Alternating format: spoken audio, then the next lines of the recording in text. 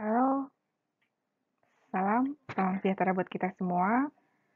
Saya Maria Paulina, pengampu atau dosen mata kuliah Keperawatan Dasar, Kepdas, Fakultas Kesehatan, Universitas Harapan Bangsa. Nah, di sini saya diamanahi untuk memberikan slide atau diskusi mengenai kebutuhan dasar manusia. Yang pada perkuliahan atau pertemuan pertama ini yaitu adalah materi pemenuhan kebutuhan nutrisi. Nah, kita sudah tahu ya untuk dari zaman dahulu, yaitu adalah Bapak prakarsa kebutuhan dasar manusia itulah Abraham Maslow. Kita punya 5 kebutuhan yang mendasari, yaitu adalah fisiologi, terus kemudian safety, terus kemudian love belonging, terus esteem, self-actualization. Nah, dalam persentase pemuasan kebutuhan untuk yang fisiologi ini kurang lebih mendapatkan 85%. Persentase terpuaskan sampai 85%. Ya, untuk yang keamanan atau safety itu kita mendapat 70%. Untuk yang ketiga yaitu dicintai dan mencintai 50%. Terus kemudian untuk yang self esteem kita mendapatkan 40%. Terus aktualisasi diri kita 10%. Nah, untuk yang contoh dalam kehidupan sehari-hari ya untuk mencapai kebutuhan ini, misalnya contoh dalam perusahaan fisiologis kita mendapatkan upah minimum ya. Untuk yang keamanan rencana pasca pensiun.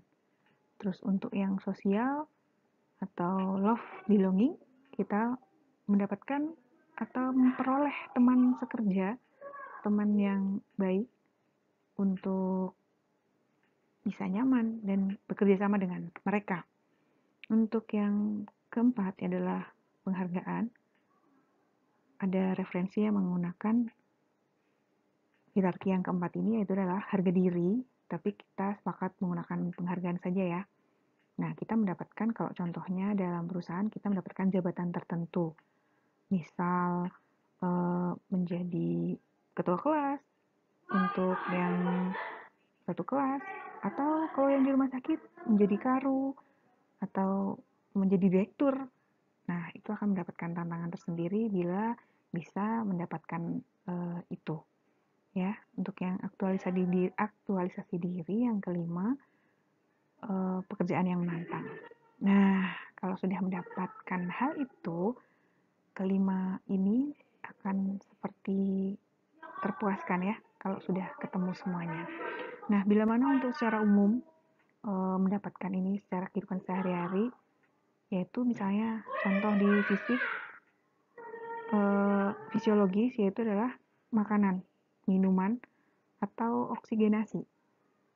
Terus untuk yang keamanan, misalnya kita dapat kestabilan atau kita parkir kendaraan di mana-mana aman tanpa ada rasa was-was, itu sudah luar biasa. Terus untuk yang sosial atau love belonging, kita mendapatkan persahabatan. Nah, sama seperti yang tadi untuk yang contoh dalam perusahaan.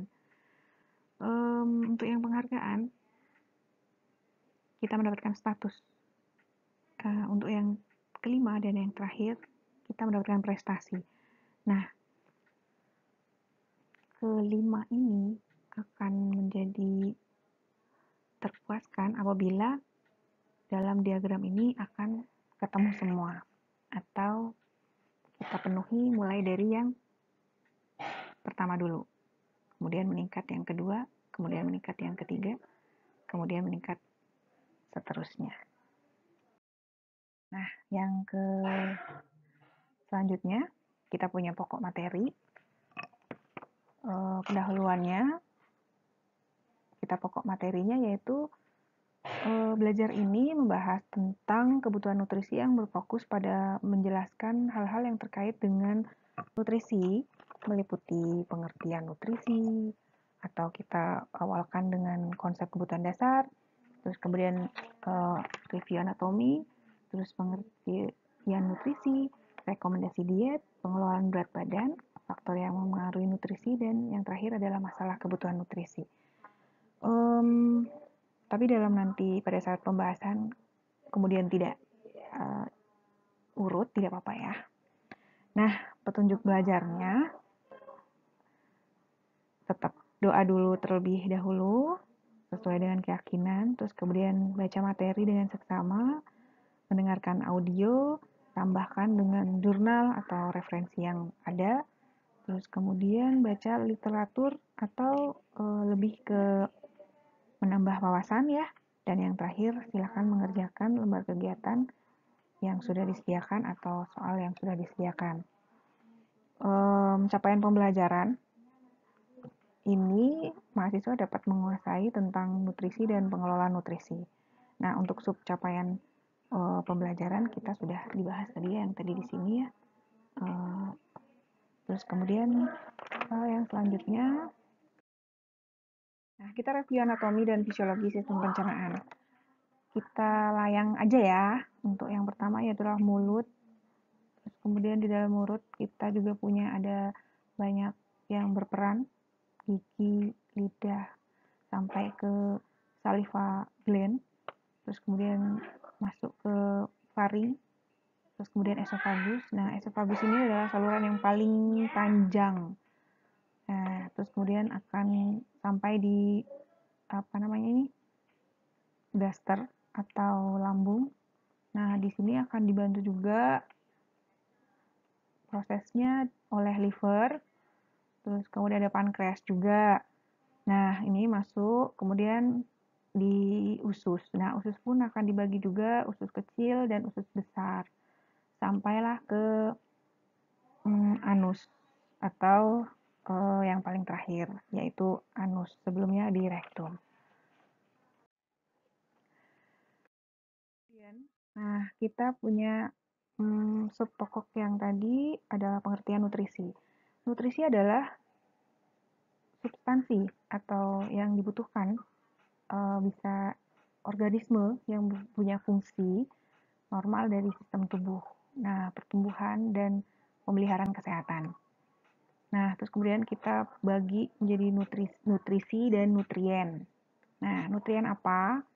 Yaitu adalah zat kimia organik atau anorganik yang ditemukan dalam makanan yang diperlukan untuk berfungsinya tubuh. Terus kemudian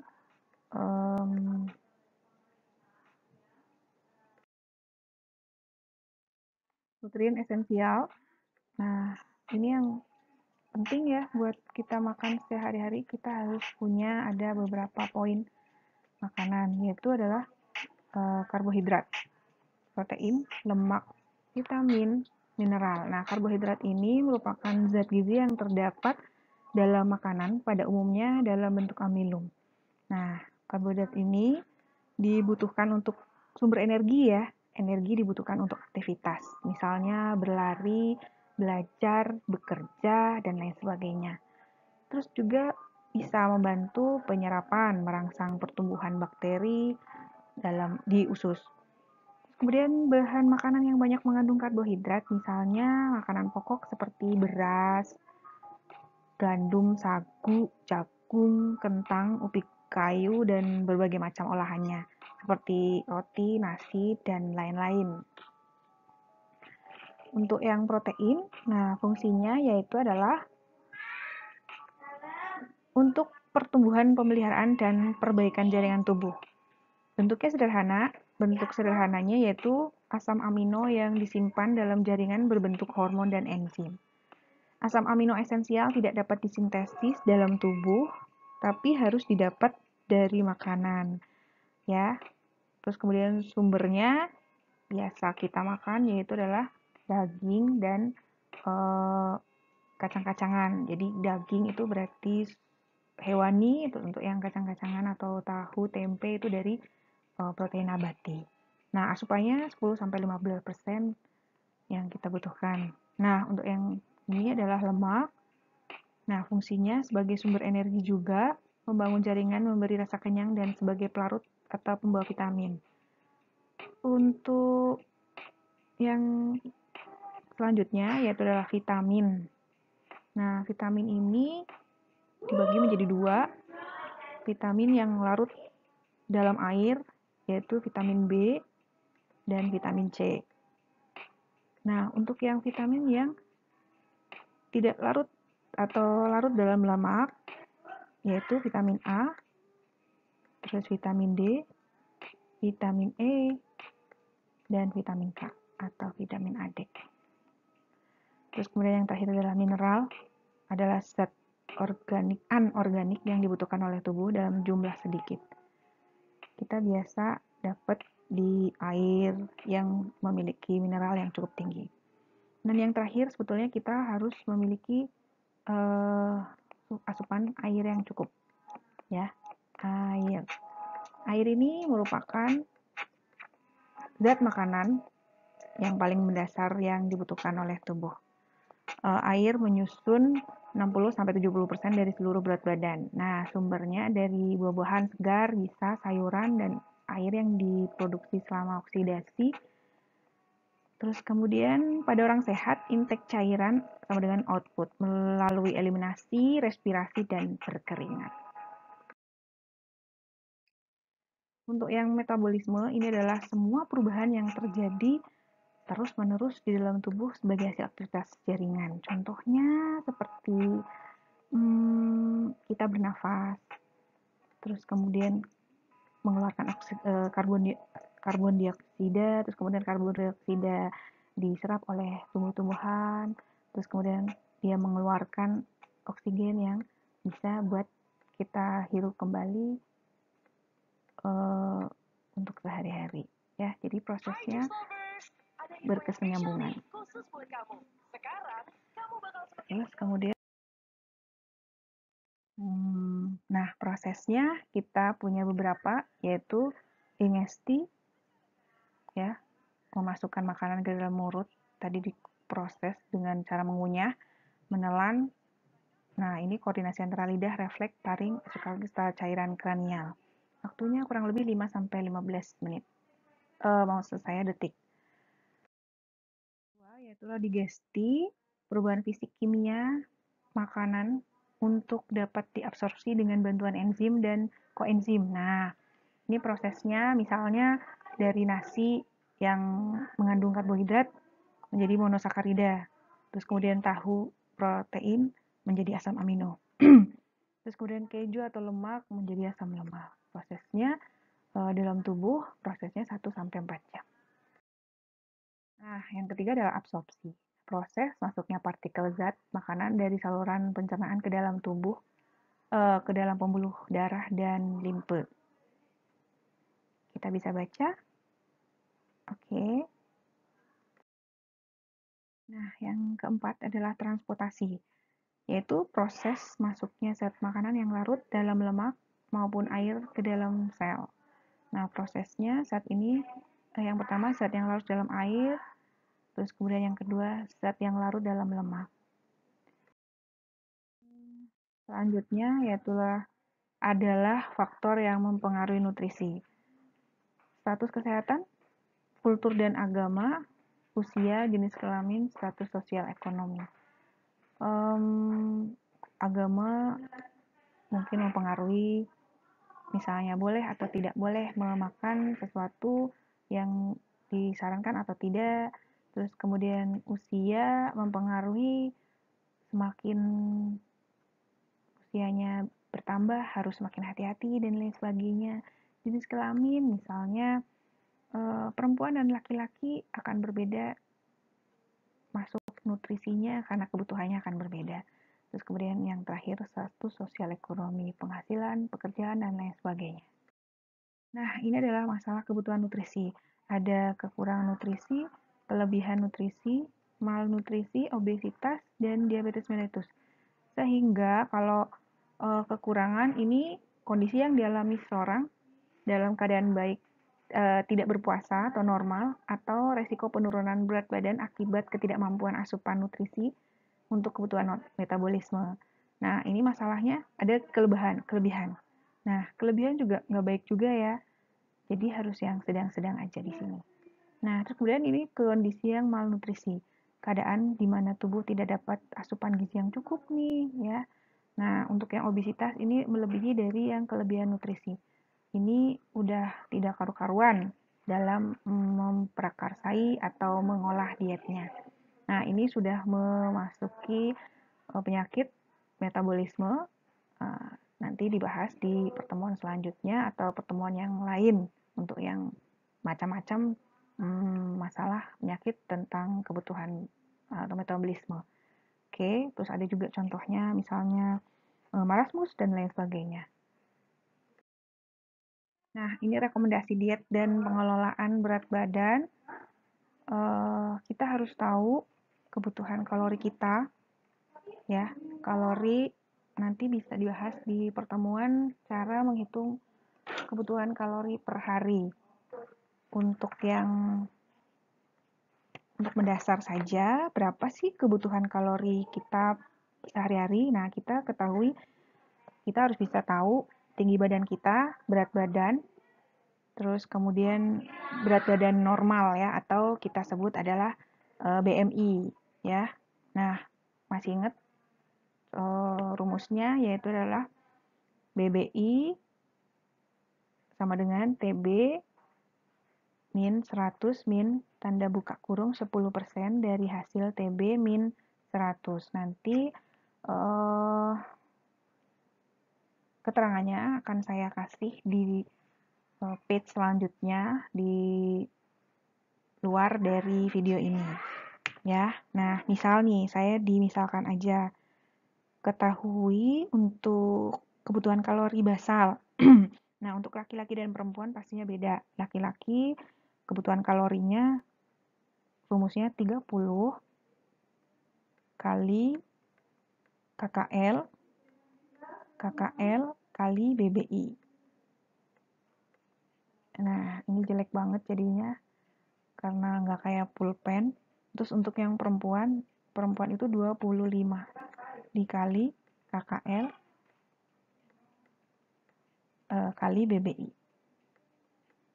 Nah, gimana sih contohnya? Nah, contohnya misalnya, kita kasih contoh aja ya di page selanjutnya. Karena nanti biar bisa belajar lagi cara ngitungnya. Terus kemudian, nah ini apa nih yang biasa kita ada di dalam setiap piring. Nah, itu yang tadi kita sebut yaitu protein, karbohidrat, lemak, terus kemudian vitamin, mineral, yaitu kita ada ikan, tahu, nasi, sayur mayur, terus kemudian prosentasenya jadi harus jelas ya. Ada berapa persen nasi, berapa persen protein segini, nasinya cukup segini, terus kemudian sayurnya segini. Nah, kita bisa tahu persentasenya. Oke, nah ini harus ada semua di makanan kita untuk dapat menjadikan kita nutrisi yang seimbang.